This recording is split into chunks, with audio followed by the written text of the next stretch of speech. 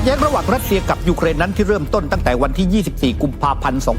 2565 วันนี้ลากยาวมาเนี่ยครับคุณผู้ชมครับ2 ปีกว่าแล้วนะครับสำหรับสถานการณ์แต่ดูเหมือนว่าสถานการณ์นั้นยังไม่คลี่คลายมีหลายชาตินั้นเนี่ยครับพยายามที่จะเสนอตัวเพื่อที่จะคลี่คลายสถานการณ์ความขัดแย้งตั้งแต่ช่วงเริ่มต้นนั้นเนี่ยทูเคียก็ทำหน้าที่เป็นคนกลางแต่ว่าทำได้เพียงแค่2 ครั้งนะครับท้ายที่สุดนั้นก็ดูเหมือนว่าต้องเลิกกันไปเนื่องจากว่าทางด้านวโลดิเมียร์เซเลนสกี้นั้นไปออกกฎหมายไปออกคำสั่งนะครับว่าชาติใดก็ตามหรือว่าใครก็ตามที่เป็นตัวแทนของยูเครนหากไปเจรจากับทางด้านรัสเซียนั้นก็ถือว่าเป็นการทำผิดกฎหมายนะครับในขณะที่ทางด้านจีนก่อนหน้านี้ก็ออกมาเสนอเรื่องของรถแมพเส้นทางสู่สันติภาพก็ดูเหมือนว่าได้รับการยอมรับจากฝากฝั่งของทางด้านรัสเซียยูเครนเองนั้นก็ดูเหมือนว่าจะเปิดเส้นทางในการที่จะยอมรับข้อตกลงของจีนเช่นเดียวกันแต่ชาติตะวันตกที่นำโดยสหรัฐอเมริกาก็มองว่านี่เป็นการให้โอกาสให้ผลประโยชน์กับทางด้านฝั่งของรัสเซียไม่ได้มีความจริงใจในการที่จะสร้างสันติภาพนะครับและล่าสุดนั้นที่มีเสนอตัวเป็นคนกลางในการเจรจาเป็นเวทีใหญ่ที่หลายฝ่ายนั้นจับตามองก็คือทางด้านสวิตเซอร์แลนด์การเจรจานั้นจะเกิดขึ้นวันที่15-16 มิถุนายนนี้ล่าสุดนั้นเนี่ยวโลดิเมียร์เซเลนสกี้ก็พยายามที่จะออกมาเรียกร้องให้ชาติมหาอำนาจนั้นเข้าร่วมการประชุมแต่ว่าก่อนที่จะไปตรงนั้นคุณผู้ชมครับต้องไปดูสถานการณ์ความขัดแย้งที่กำลังเกิดขึ้นอยู่ณขณะนี้แผนที่นี้ครับคุณผู้ชมครับเป็นแผนที่เรานำมาให้ดูกันโดยตลอดนะครับเวลานี้เนี่ยครับจุดที่เรียกว่าเป็นจุดพีคสุดนั้นอยู่บริเวณคาคีฟครับกองทัพของรัสเซียได้มีการโจมตีเข้าไปยังพื้นที่ของคาคีฟเนี่ยอย่างต่อเนื่องนะครับก็จะเห็นเนี่ยครับว่านี่เป็นเส้นทางถ้าเป็นสีชมพูทั้งหมดเป็นพื้นที่ที่รัสเซียนั้นยึดครองเอาไว้ส่วนที่เห็นเป็นจุดแดงแล้วก็จุดแดงวงกลมขาวเนี่ยครับคุณผู้ชมนั่นเป็นพื้นที่แนวหน้าที่มีการสู้รบอย่างต่อเนื่องสำหรับในส่วนคาคีฟถ้าเราดูโฟกัสไปพื้นที่ตรงนี้เนี่ยคุณผู้ชมครับมันเป็นพื้นที่ชายแดนที่อยู่ติดกับเมืองเบลโกรอดเนี่ยครับคุณผู้ชมครับดังนั้นวันนี้เนี่ยสถานการณ์การสู้รบนั้นไปอยู่ที่เมืองคาคีฟเพราะอะไรประธานาธิบดีวลาดิเมียร์ปูตินผู้นำของรัสเซียนั้นออกมาบอกนะครับว่าเขาไม่ได้มีความตั้งใจในการที่จะให้กองทัพรัสเซียนั้นเนี่ยเข้าไปยึดเมืองคาคีฟแต่อย่างใดแต่ความตั้งใจของเขานั้นต้องการที่จะขยายแนวกันชนนะครับแนวกันชนที่ว่าคืออะไรเมืองเบลโกรอดนั้นเนี่ยครับเป็นเมืองชายแดนของรัสเซียอยู่ห่างจากคาคีฟเนี่ยนะครับแค่5 กิโลเมตรเท่านั้นเองสิ่งที่มันเกิดขึ้นนั้นเนี่ยก็คือว่า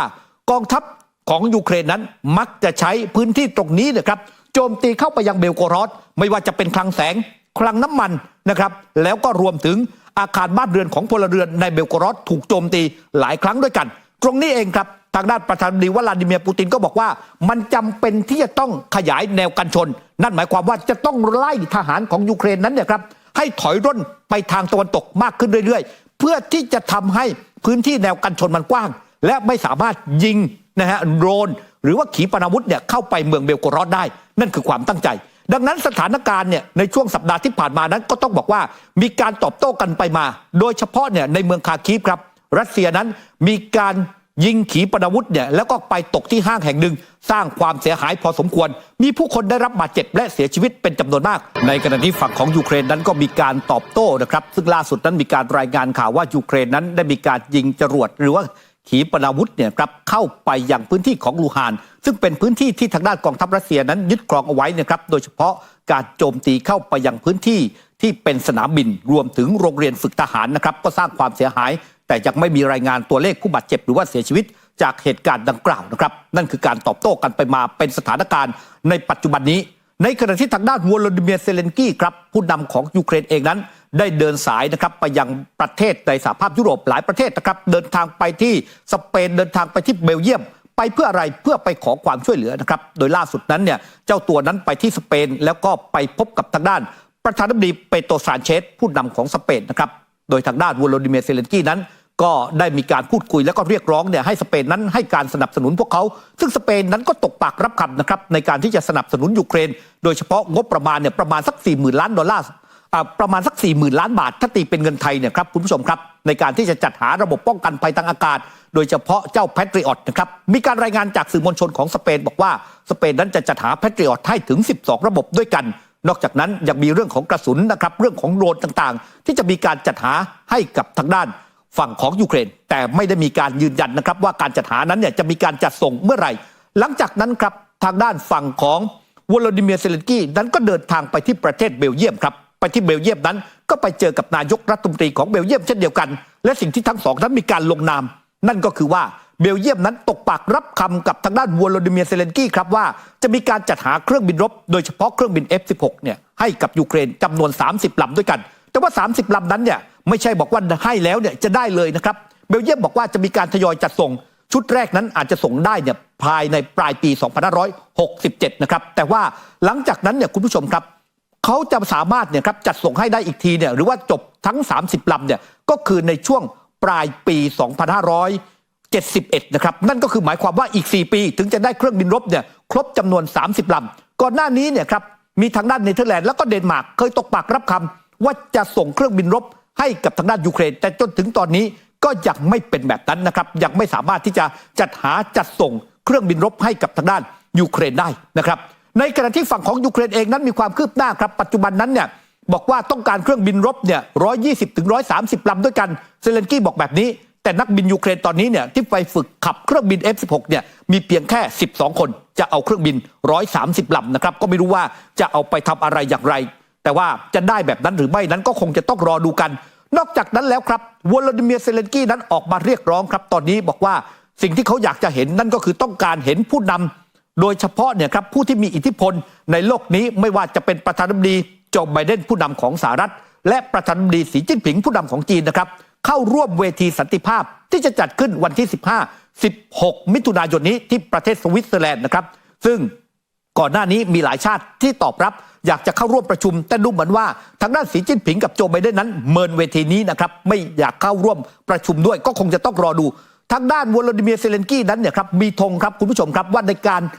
ประชุมในครั้งนี้เนี่ยเขามีข้อเสนอเพื่อที่จะยุติความขัดแย้งข้อเสนอของยูเครนมีอะไรบ้างสำหรับเส้นทางเพื่อที่จะยุติความขัดแย้งเดี๋ยวจะให้คุณผู้ชมดูนะครับข้อเสนอของเขาแผนสันติภาพ10ข้อของผู้นำยูเครนข้อแรกนั้นคือความปลอดภัยของนิวเคลียร์และกัมมันตภาพรังสีเน้นที่โรงไฟฟ้านิวเคลียร์นั่นก็คือหมายความว่าจะต้องปกป้องโรงไฟฟ้านิวเคลียร์นะครับที่มีขนาดใหญ่ที่สุดในยุโรปที่เมืองซาปอริเซียที่รัสเซียยึดครองกันอยู่2เนี่ยความปลอดภัยทางอาหารรวมถึงการรับประกันว่ายูเครนนั้นจะต้องสามารถส่งออกธัญพืชไปยังประเทศที่ยากจนที่ได้นะครับก็คือการส่งออกธัญพืชผ่านทางทะเลดำนั่นแหละนะครับ3ความปลอดภัยทางพลังงานเน้นที่การจำกัดราคาแหล่งพลังงานรัสเซียและช่วยยูเครนนั้นฟื้นฟูโครงสร้างพื้นฐานด้านพลังงานที่ถูกรัสเซียทำลายไปครึ่งหนึ่ง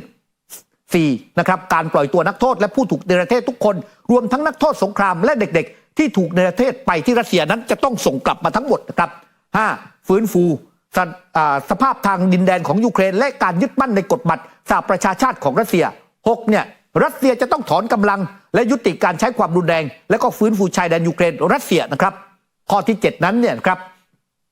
ก็คือความยุติธรรมรวมถึงการจัดตั้งศาลพิเศษเพื่อดำเนินคดี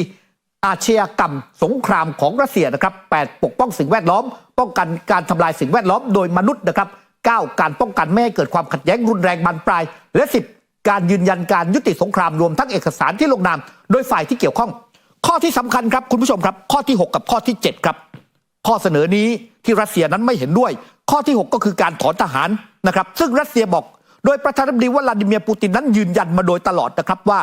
ถ้าการเจรจานั้นจะเริ่มได้ก็ต้องเมื่อยูเครนนั้นยอมรับสถานภาพทางดินแดนที่เป็นอยู่ในปัจจุบันนี้หมายความว่าอย่างไรหมายความว่าพื้นที่ที่รัสเซียยึดเอาไว้ต้องเป็นของรัสเซียเมื่อนั้นแหละครับ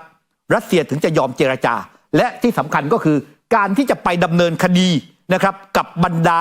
ผู้นำของรัสเซียรวมถึงบรรดาหัวหน้าหน่วยกองทัพต่างๆในคดีก่ออาชญากรรมสงครามรัสเซียไม่เอาด้วยแน่นอนนั่นหมายความว่ารัสเซียแพ้สงครามแต่ถ้าดูในสมรภูมิรบวันนี้รัสเซียได้เปรียบอยู่นะฮะรัสเซียจึงไม่เข้าร่วมเจรจาเวทีนี้ซึ่งปูตินบอกว่าการกระทำของสวิตเซอร์แลนด์นั้นไม่เป็นกลางและมันเป็นเวทีปาหีเพื่อต้องการอุ้มยูเครนเท่านั้นเองและล่าสุดนั้นเนี่ยปูตินก็บอกว่าวลาดิเมียร์เซเลนสกี้นั้นไม่มีความชอบธรรมในการเจรจาใดๆอีกต่อไปเพราะอะไรเพราะสถานภาพของวลาดิเมียร์เซเลนสกี้นั้นเนี่ยทางการเมืองมันจะต้องจบตั้งแต่เมื่อวันที่20พฤษภาคมที่ผ่านมาวาระการดำรงตำแหน่งของเขาจบไปแล้วนะครับแต่วลาดิเมียร์เซเลนสกี้นั้นประกาศกฎอัยการศึกไม่มีการเลือกตั้งวันนี้ก็เท่ากับว่าเซเลนสกี้นั้นยึดอำนาจการปกครองในยูเครนไปเป็นที่เรียบร้อยปูตินบอกว่ามันไม่มีความชอบธรรมที่จะไปเจรจานะครับ ทีนี้เนี่ยแล้วถามว่าแล้วรัสเซียนั้นเปิดเรื่องของการเจรจาไหมปูตินเองหรือว่าคนในรัสเซียเองเนี่ยนะครับบรรดาแกนนำต่างๆในรัสเซียเปิดมาโดยตลอดว่ารัสเซียเองก็พร้อมที่จะเจรจาสันติภาพกับยูเครนนะแต่ว่าการเจรจานั้นต้องอยู่ภายใต้เงื่อนไขที่รัสเซียรับได้อย่างที่ผมบอกเงื่อนไขแรกเงื่อนไขหลักเลยนั้นยูเครนต้องยอมรับสถานภาพทางดินแดนที่รัสเซียนั้นเนี่ยครับปกครองอยู่ณปัจจุบันนี้คือหมายความว่าที่รัสเซียยึดไว้ยูเครนต้องยอมรับเสียดินแดนนี้ให้กับทางด้านรัสเซียนั่นเองทีนี้แล้วแผนสันติภาพเนี่ยเมื่อมันเดินมาเนี่ยนะครับมันคู่ขนานกันมันจะบรรจบอย่างไรมันก็มีแผนสันติภาพ12ข้อที่ถูกนำเสนอโดยจีนนะครับที่น่าสนใจและดูเหมือนว่ารัสเซียนั้นยอมรับแผนนี้ด้วยแผนสันติภาพของจีนนั้นมีทั้งหมด12ข้อมีอะไรบ้างไปชมกันครับแผนสันติภาพที่ถูกเสนอโดยจีนนั้นเนี่ยคุณผู้ชมครับข้อแรกนั้นขอให้เคารพต่ออธิปไตยของทุกประเทศข้อที่2นั้นละทิ้งวิธีคิดแบบสงครามเย็นข้อที่3หยุดทำตัวเป็นปฏิปักษ์หรือว่าเป็นศัตรูระหว่างกันข้อที่4ขอให้มีการกลับมาจัดเจรจาสันติภาพอีกครั้งหนึ่งข้อที่5ครับขอให้มีการแก้ไขปัญหาวิกฤตด้านมนุษยธรรมข้อที่6นั้นขอให้มีการคุ้มครองพลเรือนและเฉลยสงครามส่วนข้อที่7นั้นเนี่ยครับรักษาโรงไฟฟ้านิวเคลียร์ไม่ให้ถูกโจมตีข้อที่8ลดความเสี่ยงเชิงยุทธศาสตร์ข้อที่9จัดให้มีการส่งออกธัญพืชข้อที่10ยกเลิกการคว่ำบาตรจากฝ่ายเดียวนะครับข้อที่11นั้นคงไว้ซึ่งเสถียรภาพของระบบอุตสาหกรรมและห่วงโซ่อุปทานส่วนข้อที่12ส่งเสริมการบูรณะฟื้นฟูหลังสงครามก็จะเห็นว่าหลายข้อของจีนนั้นก็ตรงกับทางด้านฝั่งของยูเครนนะครับแล้วทำไมมันไปกันไม่ได้ก็อย่างที่บอกครับข้อหลักเลยก็คือฝั่งของยูเครนนั้นจะไปบังคับให้รัสเซียนั้นเป็นผู้แพ้สงครามนั่นเองทางพฤตินัยนะฮะโดยทางพฤตินัยคือให้แพ้สงครามซึ่งแน่นอนครับรัสเซียเขาไม่ยอมรับในข้อนี้ดังนั้นการเจรจาสันติภาพที่จะเกิดขึ้นวันที่15วันที่16มิถุนายนนี้เนี่ยมันเป็นการเจรจาที่เรียกว่าคงหาข้อยุติยังไม่ได้นะครับซึ่งหลายฝ่ายนั้นก็บอกว่าและชาติมหาอำนาจไม่ได้เข้าไปร่วมคู่ขัดแย้งไม่ได้เข้าไปร่วมแล้วมันจะยุติอย่างไรนั่นคือเรื่องราวที่เกิดขึ้นทีนี้เนี่ยครับคุณผู้ชมครับเมื่อมันเป็นแบบนี้เมื่อสันติภาพยังหาข้อยุติไม่ได้ในสนามรบเองก็ยังคงที่จะสู้รบกันอย่างต่อเนื่องแล้วจะทำอย่างไรล่ะครับนั่นก็คือสิ่งที่วโลดิเมียร์เซเลนสกี้นั้นกำลังร้องขอไปยังชาติตะวันตกไปยังพันธมิตรโดยเฉพาะชาติที่จัดหาอาวุธให้กับพวกเขาเซเลนสกี้ขออะไรครับคุณผู้ชมครับขออาวุธมาแล้วนะฮะเขาก็ให้กันมาเยอะแล้วขอเงินก็แล้วเขาก็ให้เยอะแล้วเหมือนกันนะครับก็ยังไม่สามารถที่จะเอาชนะสงครามได้เซเลนสกี้บอกว่าไงรู้ไหมฮะเซเลนสกี้บอกว่าไอ้ที่ยูเครนเนี่ยยังไม่สามารถเอาชนะรัสเซียได้เพราะอะไรเพราะตะวันตกเนี่ยไปจำกัดครับจำกัดการใช้อาวุธส่งอาวุธมาแล้วบอกว่าห้ามโจมตีเข้าไปในแผ่นดินของรัสเซียเซเลนสกี้บอกว่ายกเลิกข้อนี้ได้ไหมเราขอใช้อาวุธของตะวันตกเนี่ยโจมตีแผ่นดินรัสเซียจนกระทั่งล่าสุดครับโจไบเดนผู้นำของสหรัฐนั้นเนี่ยครับไปงานพิธีจบของโรงเรียนนายร้อยเวสต์พอยต์ก็พูดชัดเจนเลยครับว่า1ทางด้านสหรัฐอเมริกายังคงยืนยันเช่นเดิมไม่ส่งทหารไปช่วยยูเครนรบ2เนี่ยครับอาวุธที่ให้ไปนั้นให้ยูเครนเพื่อป้องกันตัวเท่านั้นแต่ไม่ได้ต้องการให้ไปโจมตีนะครับพื้นที่ของรัสเซียเพราะนั่นหมายความว่ามันจะทำให้สงครามนั้นขยายใหญ่บานปลายมากยิ่งขึ้นเช่นเดียวกับเจคซัลลิแวนก็ออกมายืนยันในลักษณะเดียวกันในทำนองเดียวกันแม้แต่ทางด้านเปโตร ซานเชสผู้นำของสเปนก่อนหน้านี้นะครับคุณผู้ชมก็ยืนยันแบบนี้เหมือนกันครับว่าให้อาวุธไปให้ไปป้องกันตัวนะไม่ได้ให้ไปเพื่อใช้ขยายสงครามนะครับในขณะที่อีกคนหนึ่งครับที่พูดถึงเรื่องนี้โอลาฟโชครับโอลาฟโชผู้นำของเยอรมนีโอลาฟโชเนี่ยถูกผู้ลี้ภัยชาวยูเครนที่ไปอาศัยในเยอรมนีเนี่ยตั้งคำถามกับเขาตอนที่เขาไปหาเสียงครับถามเขาว่ายังไงถามเขาว่าเมื่อไหร่เยอรมนีนั้นจะส่งอาวุธทอรัสเนี่ยนะครับขีปนาวุธทอรัสเนี่ยให้กับยูเครนสักทีละโอลาฟโชบอกว่า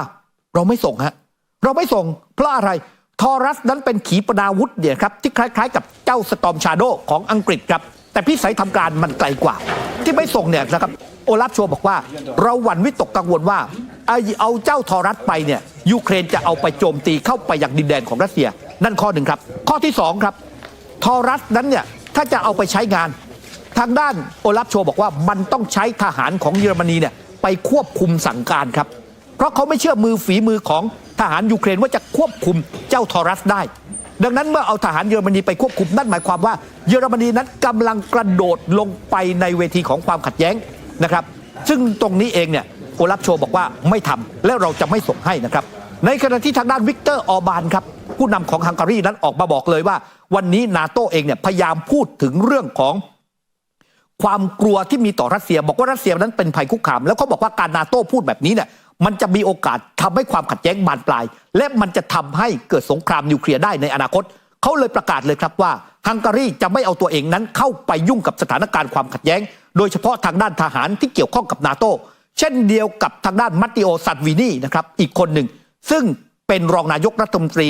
ของทางด้านอิตาลีก็ออกมาบอกเช่นเดียวกันว่าล่าสุดเดี๋ยวที่เยนสโตเทนเบิร์กเลขาธิการนาโต้นั้นเนี่ยไปพูดบอกว่าอยากให้ชาติสมาชิกนาโต้ส่งอาวุธให้กับยูเครนและอนุญาตให้ยูเครนโจมตีแผ่นดินรัสเซียคุณกำลังเป็นผู้ชายที่อันตรายมากมัตติโอ ซัลวินีบอกแบบนี้นะฮะเพราะบอกว่าคุณกำลังจะลากสถานการณ์สงครามครั้งนี้ไปสู่สงครามโลกครั้งที่3แล้วเขาบอกเลยว่าอิตาลีไม่เอาด้วยอิตาลีจะไม่ส่งทหารของตัวเองนั้นไปเสียเลือดเสียเนื้อเสียชีวิตในพื้นที่ของยูเครนอย่างเด็ดขาดนี่เป็นเรื่องราวที่กำลังเกิดขึ้นนะครับก็ต้องบอกว่าตอนนี้เนี่ยกำลังระอุเลยทีเดียวยูเครนเองก็ดูเหมือนว่าล่าสุดนั้นอยากจะจบแต่ถือสันติภาพของตัวเองฝั่งรัสเซียก็พร้อมเปิดที่จะพูดคุยแต่ก็มีสันติภาพฉบับของตัวเองแล้วหนทางทั้งหมดนั้นจะมาบรรจบมาเจอกันที่ไหนยังไม่มีใครทราบแต่นี่เป็นเรื่องราวที่นำมาฝากกันในสัปดาห์นี้นะครับคุณผู้ชม